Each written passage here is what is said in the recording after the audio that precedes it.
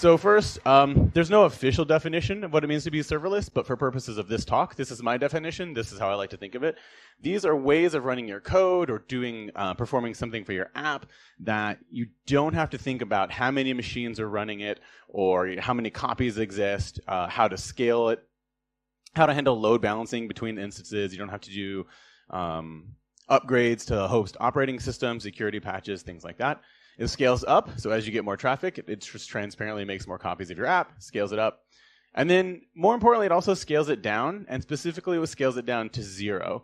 So that aligns with that third bullet, which means you only pay while your code is running. So if your code runs for a half a second, you pay for a half a second. If it runs for 1 minute in a month, you pay for 1 minute. So it's really tightly bound to how much your code is actually running. So I like to categorize serverless into 2 categories. There's what you often think about as serverless, or you hear as serverless, functions as a service, FAS. So this is when it's abstracting the actual infrastructure that's running your code, like we talked about, sort of the networking and load balancing and attaching hard disks and things like that.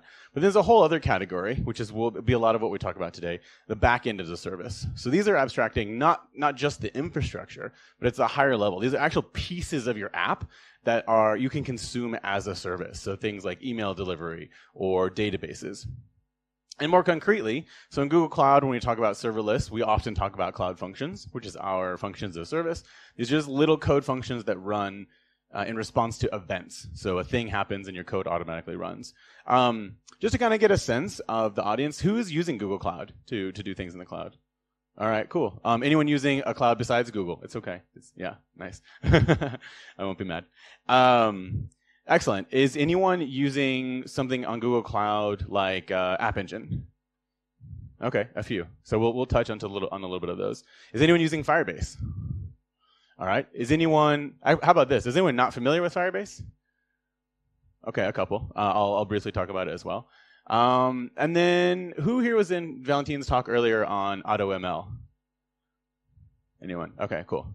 All right, this will help me decide, because we're going to do a choose your own adventure as far as demos go, so you can help me decide what you want to see in action. So, backend as a service. So here are some examples. So for example, I like to talk about SendGrid or Mailgun. If you want to send emails, so confirmation email for an order that gets placed, or a thank you email, a welcome email, there are a few things you can do. You, of course, can open up your own data center, install a bunch of servers, work with ISPs to get your IP range whitelisted so all your email doesn't get tagged as spam. Or you can just sign up for a service like SendGrid or Mailgun, and it's an API. You just call the API, and your email goes off. So these aren't necessarily Google services, but these are examples of sort of these backend as a service services that normally you would have to write code to do all of this, but now you can just consume it. I'm not going to talk about all of these today, but here's just a look at sort of the categories of serverless tools we have in Google Cloud. Compute, which we'll talk about, databases, things like Firestore, some machine learning, and then even things front end. So you can use Firebase for your UIs, things like Data Studio to create interactive reporting UIs without having to manage any infrastructure to do all of that. So first, let's dig into serverless for apps.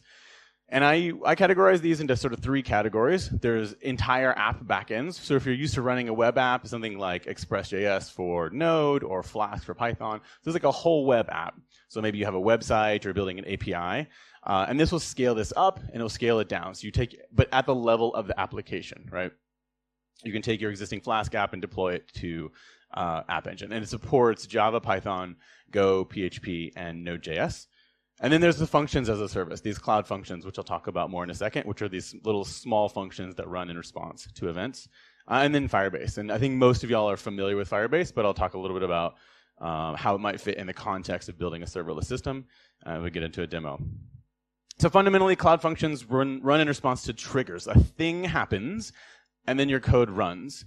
Automatically, we connect it for you. We make sure that if some system outage is happening, like we'll still trigger your function. We wire all that up for you.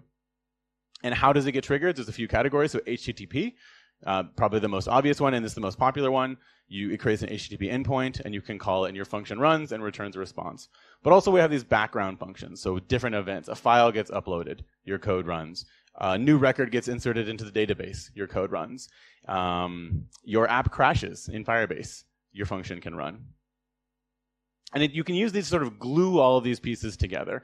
So functions can listen to all of these events that happens in the cloud.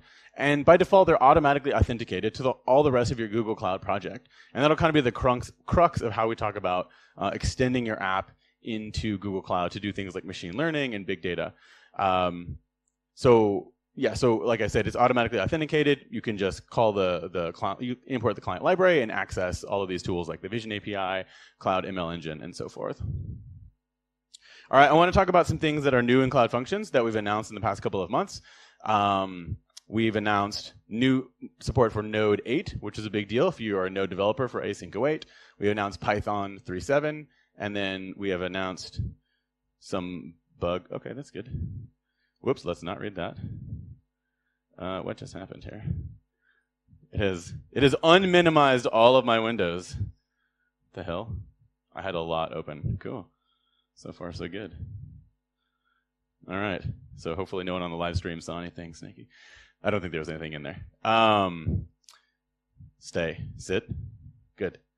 So we announced Python, Node.js 8, and then it's in alpha, but we're working on support for Go 1.11. And if you want to get on the whitelist, see me later, and I can send you the link to sign up for the Go whitelist. A couple of other things we've added. The biggest thing is that it's generally available, so it's out of beta. So fully supported service, has a service level agreement. We have new regions, so you can deploy your Cloud Functions in Europe, specifically in Belgium, in Asia, specifically in Tokyo, and then we have 2 data centers in the US as well.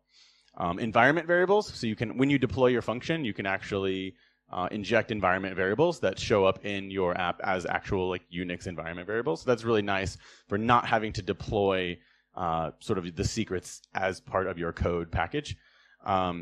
Things like scaling controls, we've got a new base image, which includes a lot of libraries, things like headless Chrome, which I'll show a demo of in a second, which are really, really important that people have asked for. So they want to do things like FFmpeg for audio processing, audio encoding, headless Chrome for doing headless manipulation of browsers and so forth.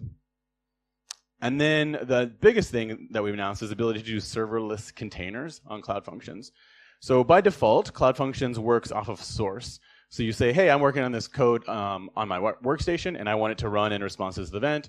Take this code, package it up, and run it for me. Or you can point it to like a Git repository or Google Cloud source repository, and it'll pull your code from there and run.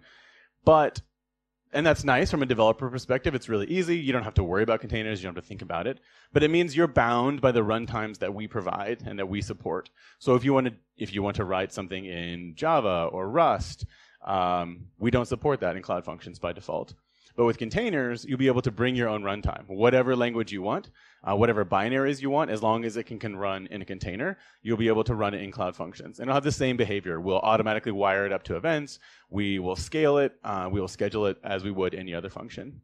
So let's actually, enough of that, let's take a demo. And assuming all of my windows don't come up again. All right. So here is the browser editor for Cloud Functions. I've already deployed this. This is going to use the headless Chrome. I'm not going to deploy it live because sometimes it can take a minute because it actually will build. It will, on deploy, it will do an initial build, which can take like sometimes 60 seconds. We don't have to wait for that. So you can allocate an amount of memory. How do I trigger it? This one's an HTTP function.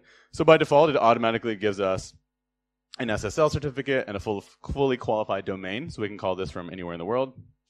And what I'm going to show you is an example of using headless Chrome. It's going to request a page, and then it's going to take a screenshot. Let me make this code a little bit bigger. It's going to request a page, and then it's going to take a screenshot in the browser, and then just going to return the screenshot back to me. Does that make sense? So Puppeteer is a Node module, an NPM package that wraps some headless Chrome libraries. So I've got a function here, and again with Node 8, we support async await. It's going to request this browser page, return it, return it, and then I can pass in the query string. I can give it a URL, or by default, it'll use an environment variable that I've provided. So again, environment variables and new features that we've added in Cloud Functions. So here we go. I'm going to wait till the browser page comes back. Once that's done, I'm going to return it back to the user as a PNG. So let's go ahead and see this in action.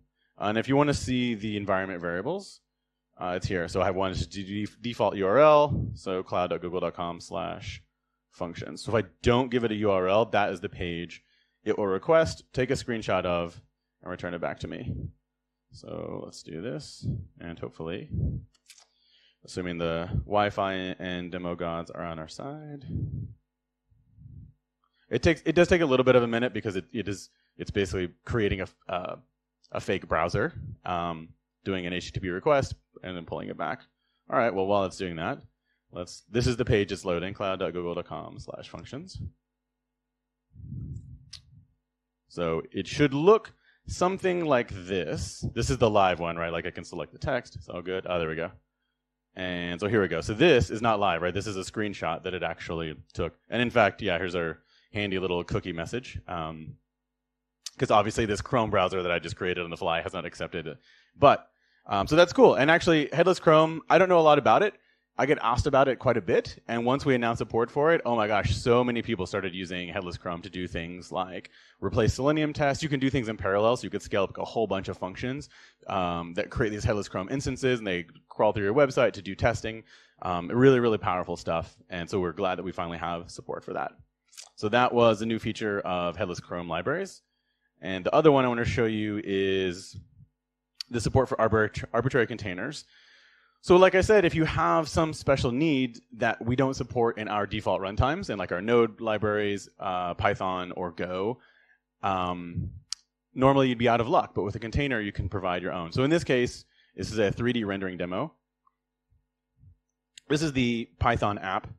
The code here isn't as important. I mean, just kind of show you what it looks like. Mainly just to show you it has the same syntax. So it's a Flask app, so it's going to take an HTTP request, the same as anything else. And then it's just using Blender, which is an open source 3D rendering library, to inject your query string values in to create a custom image. This is the more important thing, right? This is Docker file. This is how now you can say, I want my own runtime, my own libraries, my own language, and I want you as Cloud Functions to be able to run it. So we're going to take the base canonical Python image, and then we're going to install the Blender library. Not a lot of dependencies, but this is not part of Cloud Functions by default, and probably never will be. So if you want to do that, and if you don't know, anyone building with containers, writing containers now? Okay, just a couple. So just to like briefly explain what I'm looking at, this is called a Docker file, and it's literally just a series of commands that you would run like on a server or on your workstation to get set up. So if I wanted to, if I was running an Ubuntu machine, I would literally run this apt-get update install. Whoops. Where am I? Blender. Like that's actually the command line that I would do. And this is copying my code into app home directory, installing Flask, which is a web server framework for PHP, opening it up on port 8080, and then running Python app py to actually start my app. So let's go ahead and deploy it. So the command gcloud alpha, it's an alpha, serverless deploy, and then I give it a reference to my container. So it sometimes can take a bit to deploy a container. So I have pre-deployed it, so you don't have to watch me deploy live. It's under my project called Very Secret because until recently this was very secret. Service name, so prompts based on the directory name, Blender, that seems reasonable. And then it's going to deploy it to you. So you can put it in any region that you want, as long as it's US Central 1. So eventually we'll have more regions, but for now it's just this one. All right, so it's going to create what's called a revision, which is, if you've seen any of the stuff in Knative, it's basically a term we use for a snapshot of your code and any configuration. So think like environment variables mashed together. And then it's going to create this little URL automatically. Let me take this. Come on. And let's run it over here. And, all right, so let's see how this works for cold start. Come on. All right, so it's this cool little Tron-looking video game. And it's customizable, so I could specify a location.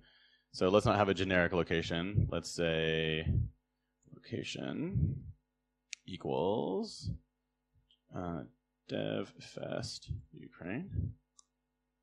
Boom. So then it rendered that using the Blender 3D modeling library. So that's cool. You could not do that in Cloud Functions. And generally, most functions as a service until recently, don't allow you to give arbitrary containers.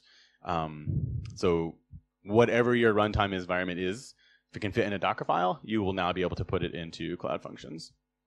Let me, and then I think I also we have some alternate versions.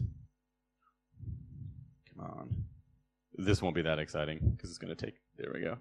So I've got a Google Cloud logo. So if we had a Google Cloud Next event in Ukraine, we could do that. What's my other one? It's called Basic. I actually have not tested this, so here comes the error. Get ready. Oh, hey, it worked. Sweet. I actually literally had never done that until right now, which is a good idea to do on stage. All right. Anyway, back to the slides. So again, that's an alpha. If you want to get on the wait list, there's the link there, g.co/serverless containers. And then this should be sort of coming more broadly later this year. If you get on this sign-up sheet, we will let you know once that is available to alpha whitelist. Firebase, I'm not going to talk too much about because most of y'all have seen. But if you're building mobile apps or you're building web apps, it's great. It has a ton of tools for things that you would do often, like authentication and databases, and SDK for Android, for iOS, for web, C++ if you're doing embedded devices. There's a Node SDK if you're doing things like on Raspberry Pi. There's a C# SDK if you're building games. And it has a ton of stuff. I'm not going to talk about all of these, but just broadly help you build better apps. So things like authentication, hosting, which integrates nicely with Cloud Functions, says MLKit, Crashlytics, and also things like Google Analytics for Firebase. So if you know Google Analytics for web, imagine that, but for your application. And Cloud Functions, which we just talked about, some of the things that can trigger it are in Firebase. So things like authentication events, database events, Crashlytics, and analytics as well. But people often ask, I don't understand, what's the relationship between Firebase and Google Cloud? Like, are they the same thing? Are they different? Which one should I use? And I think the general answer is if you're building for mobile or you're building for web, you should definitely look at Firebase because it has a lot of tools around that and it's really specifically targeted to help you build those apps really, really quickly and make them scale sort of effortlessly. But then sometimes you have to go into Google Cloud to do things that either Firebase doesn't support or you need to do sort of heavy lifting. So things like big data or IoT or advanced machine learning that maybe Firebase doesn't support natively. And how that integration usually looks is something like this. Come on. Oh, come on. I guess my remote just died. There we go. So you're building your app. You've got your mobile app. It's talking to Cloud Firestore, for example. Everything is great. You can build entire apps that look just like this and don't go beyond that. But then again, once you want to extend it to Google Cloud, so Cloud Functions is a nice integration point. As I talked about earlier, it's automatically authenticated into your Google Cloud account. So it could just be listening, for example, to records being changed or inserted or deleted in Cloud Firestore, and then it can take some action. So it could pass that data off to BigQuery to do BigQuery big data analytics, the Cloud ML engine to do machine learning, or if you need to integrate with third-party applications, PubSub is a great way to do that. You can just pass tons and tons of JSON messages. It's fully managed and it scales really, really high. And it speaks HTTP and gRPC. So any machine, any service that speaks those can integrate with Cloud PubSub. All right, so then next we're going to talk about serverless for machine learning. So we have a spectrum of these. And if you were in Valentine's talk earlier, this is probably rehashed, but I'll briefly go over it as well. So we've got these pre-built APIs. They're created with machine learning, but you don't have to know anything about machine learning to use them. You just call the Vision API and say, hey, what is this an image of? And it will say this is an image of a business person or an airplane or a raccoon. Natural language for doing language processing, speech, so you can take spoken words and turn it into text, and then also text-to-speech, so you can take written text and turn it into audio files. You can analyze videos with Video Intelligence API, and then also translation. And so that's sort of on this scale of generic tasks. So these are things that are just broadly applicable to a wide variety of users and developers. So it's great because it's easy to use, it's easy to consume, and it knows a little bit about a lot of things, but it probably knows nothing about your specific use case. So in this example on this spectrum, this is my sister's dog. If I were to ask the Vision API, hey, analyze this, it would say dog, right? But it doesn't know that it's my sister's dog named Miss Potato. And I want it to be able to recognize Miss Potato. And there's a couple of ways you can do that. So you can use TensorFlow, which you write actual TensorFlow code in, say, Python, to train a model, and you give it training images, and you can do all the statistical analysis. It's really, really powerful. But you have to write TensorFlow code. But once you do that, what's sort of the serverless option there? So we have a tool called Cloud ML Engine, where you take your TensorFlow code, give it to Cloud ML Engine. It will train up to do scaling. So if it has a huge data set, it needs a ton of resources, it needs CPUs or GPUs, it will scale up to train your data set. And then once it's done, it'll scale those resources back down. So again, one of the tenets of serverless is you only pay when it's actually doing something. So you don't want to have to provision a ton of machines to do all of this training, and then you forget to turn them off, and they're just sitting there doing nothing, right? So Cloud ML Engine will scale up and scale down to do the training, and then also to do the serving. So once it's finished training, and you want to start asking it questions. Is this a dog? Is this Miss Potato? And so forth. If it gets a lot of traffic, you want to scale those resources up transparently. And if it gets a little bit of traffic, you want to scale it down accordingly. But that still requires you to write TensorFlow code. So in the middle, we have a product called Cloud ML Engine, which again was Valentin's entire talk was earlier. But I'll do a quick demo just if you haven't seen it. So AutoML sits in the middle where you don't have to know TensorFlow code, but you can actually teach Google Cloud about your specific image use case. And the equivalent also exists for language as well. So I feed it a bunch of images, so a bunch of images of this dog, and it learns, what does Miss Potato look like? And then it can start answering questions. So let's see a demo of this, if I can find it. All right, so for example, I was at an airport in New Zealand, and those wacky Kiwis, I could not understand what their cheese was. So I took this photo. I realized later it actually is labeled. I just didn't see it for some reason. I'm not a smart person. So this is blue cheese here. This is brie and cheddar, but someone has eaten all the brie and they've eaten all the cheddar. So it actually works well for this image because there's only one type of cheese. So I wanted to be able to determine that this is blue cheese. So if I look at the Cloud Vision API, so here we go. So out of the box, what does the Cloud Vision API say about this image? It will say that it is food. Okay, I mean, sure, it's not wrong, but that's not that useful. I want to know, is this brie cheese versus cheddar cheese, so specifically. So a teammate of mine, Sarah, wrote this prediction algorithm to be able, this auto ML example, to be able to identify different types of cheese. So we've got camembert, blue cheese, brie, cheddar, goat cheese, Gouda, and Parmesan. So she uploaded almost 1,000 images. So now I can go in and see, like, all right, what are some of the examples of cheddar images that she uploaded? So this is, that's funny, just a box of cheese. But you can see these are all sort of real world examples of what cheese looks like. And so when you upload it, you say, hey, this is a picture of cheddar, this is a picture of Gouda, and you ask AutoML, hey, learn on it, and it will chug away, and it will train. Here's the model, or oops, I want to show you the confusion matrix, which I think is interesting. So we're just going to do a brief look into ML Engine. So you can see, where does it get confused? So for example, it often 30% of the time gets cheddar and Parmesan confused. So you actually could click into that and see, like, okay, what did it get wrong about these? So for example, it was right on this. This is Parmesan, but it wasn't very confident about it. It said that these are correct, and then, oh no, sorry, this one predicted Parmesan correctly, but scored less than 0.5. Okay, so you can see specifically like where it's doing well and where it's getting confused, and adjust your training data accordingly. Maybe give it more examples of Parmesan, or maybe give it examples that are more realistic about what it's going to see in the real world. So now we've got this model. We just uploaded 1,000 images, let it churn away, and now we can ask it, okay, let's try this image again. So let's do a prediction, and let's see what this cheese looks like. And hopefully it will come back that it is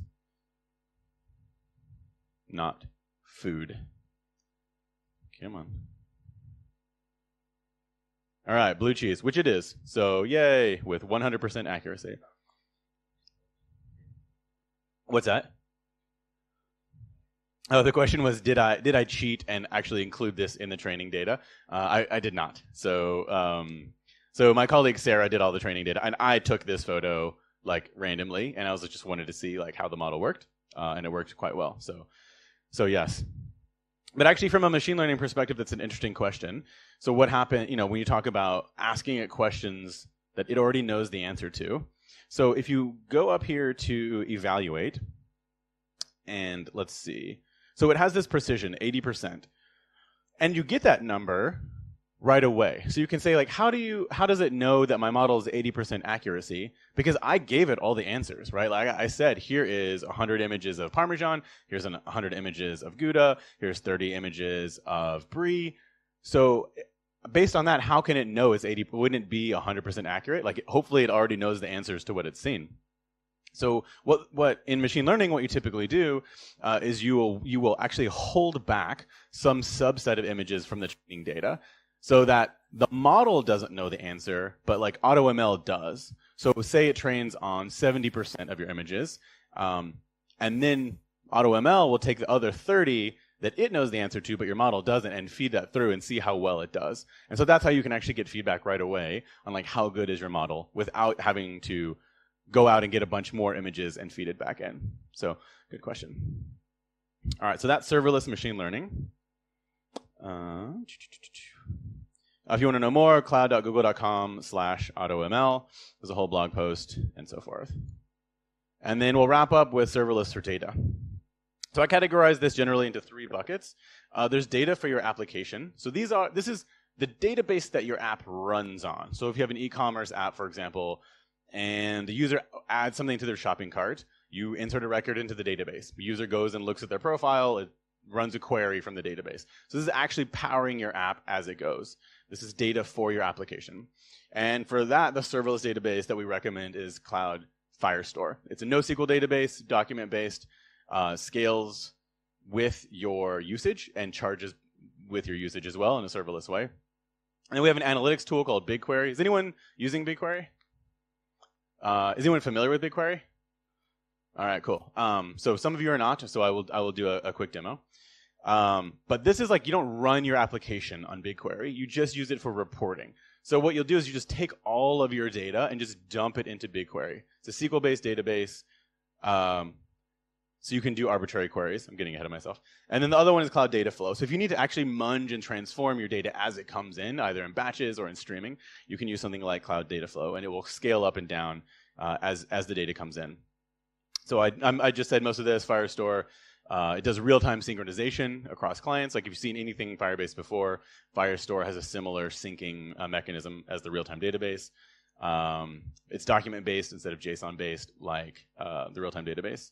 So BigQuery, which I just started to get into, it just uses standard SQL, scales up and down transparently. So let's actually see a demo of that real quick, and then we'll wrap up.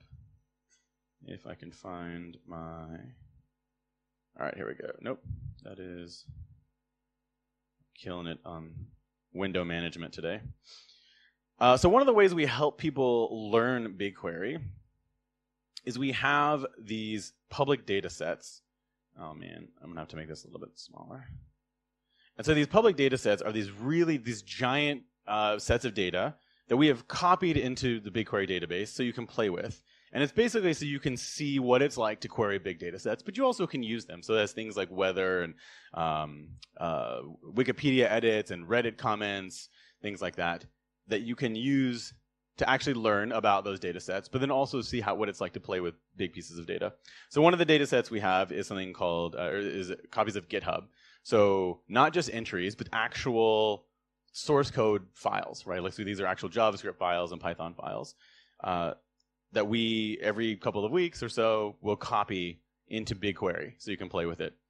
So just to give a sense of this, in the data set right now, of the actual files, we've got 2.3 billion files. So these are actual files, like source code files, that you can play with. So, and it's just normal SQL. So let me scroll down a little bit so we can see. They changed the UI, and now it's making it really hard to actually put this query on screen.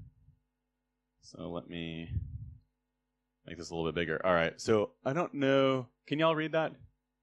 more or less. I will roughly explain it. So we're just doing a select count from the number of files, and then we're going to do a string parse. We're just going to say, hey, take the rightmost 12 characters, and it equals package.json. Any Node developers or use package.json in Angular app or something? All right. If you don't know it, then package.json is just describes your dependencies in, for example, a Node app. Say, I want these libraries and these modules. So we're literally going to look at the string value of all 2.3 billion files and live chop the last 12 characters off and then take a look at it. So let me run this and let me actually make sure that I'm not caching this so that I'm not cheating. Yep, and I was. So let's try that again. It goes fast, but it's like a little too fast. Actually, I think it was faster that time. Oh no, here it is. Yeah, this is good. So we're looking at the last 12 seconds, or 12 characters. So it took 6 seconds, and it went through 120 gigs, which is pretty incredible, right?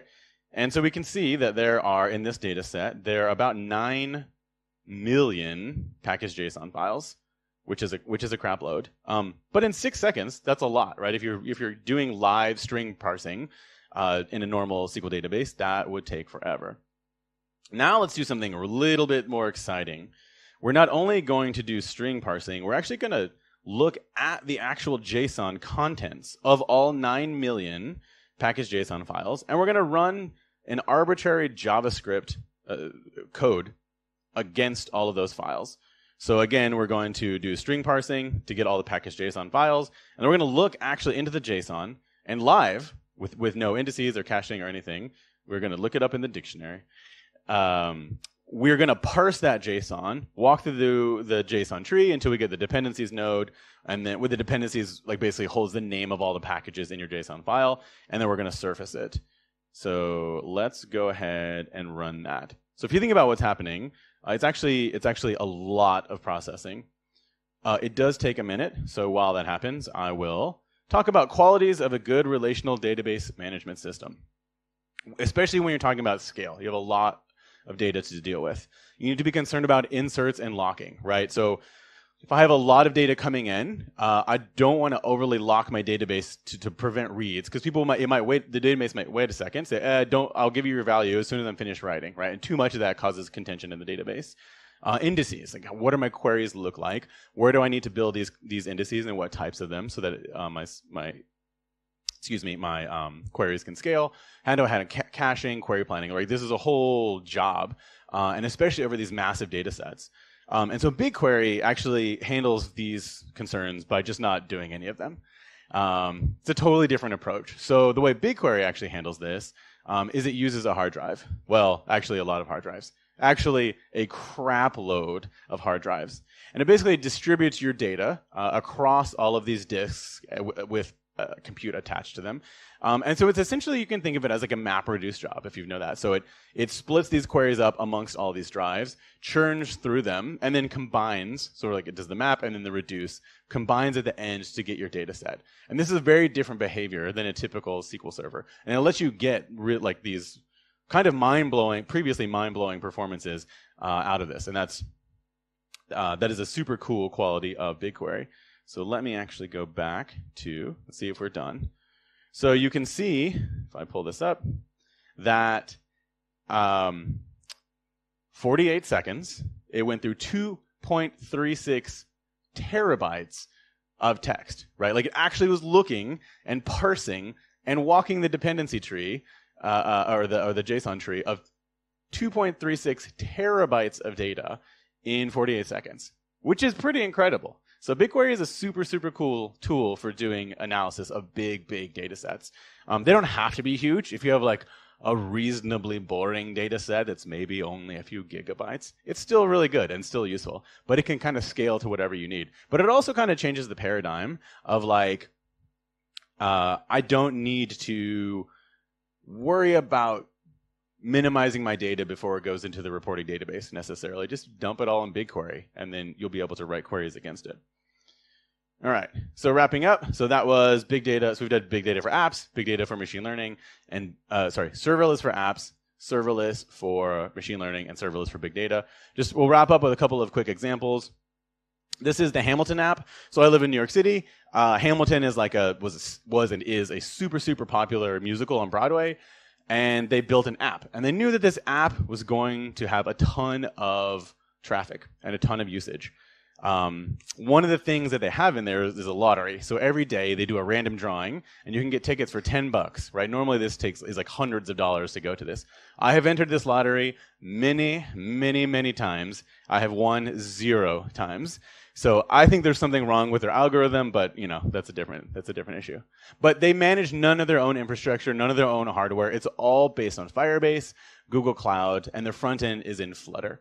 And that basically lets them scale up. And so they have a really interesting traffic pattern with this lottery, which is in the morning, they have moderate little bit of traffic, but then the lottery opens at 11 a.m.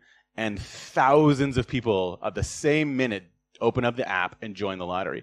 So they need to basically scale from 0 to really high really quickly. And they do that with the Firebase real-time database and with Cloud Functions. And then they also use Firebase notifications. So when they choose the winner, they can let them know through the app, hey, you won the lottery, and go check it out. They also do it for a merchandise store. This is a pretty typical serverless use case. They farm out to the Magento API to do shopping, handle inventory, all that. Then they farm out to Stripe to do the actual credit card payment processing. And then there's a callback to a Cloud Function as a webhook whenever it's done. And I think this is the last example, smart parking. I got a chance to hang out with them in New Zealand. That's when I was taking a picture of that cheese in the airport.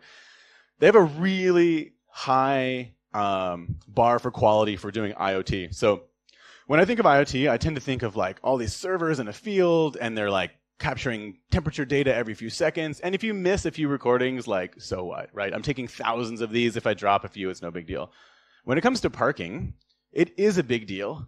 Because if I say that you have been in this spot too long because I have a sensor under the car, and oh, you've been here too long, literally the police will come out and write you a ticket.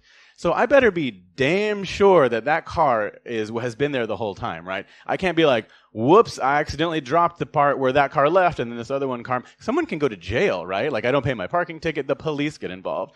So I think it's just such an interesting use case that they have really resilient systems, and they do it serverlessly with Cloud Functions, Cloud IoT Core on Google Cloud. There's really cool like real-time map powered by Firebase that shows cars coming in and out of parking spots. So we have a whole blog series, 3-part blog series we did with them if you're interested in their architecture. All right, so that is all I have. If you're interested in learning more, cloud.google.com/serverless is the URL. You can follow me on Twitter at BretMCG, and thank you so much.